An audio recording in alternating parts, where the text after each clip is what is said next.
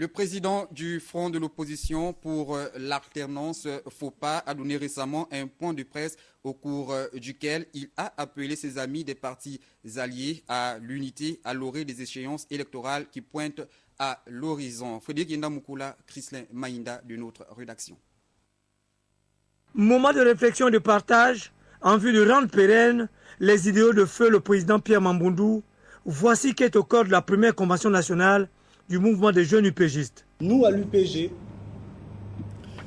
nous dans l'opposition, nous, la jeunesse du changement, nous n'avons pas le droit de laisser, une fois de plus, le peuple au bord de la route. Notre parti n'est pas le seul dans l'opposition.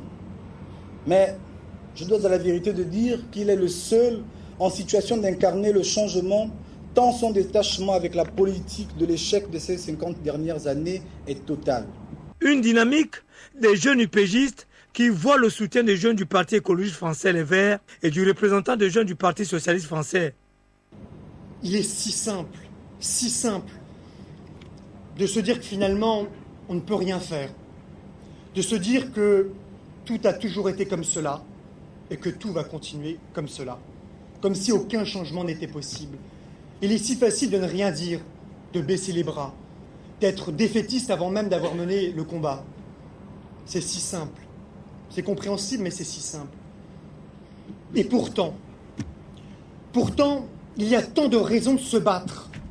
Il y a tant de raisons de vouloir s'engager.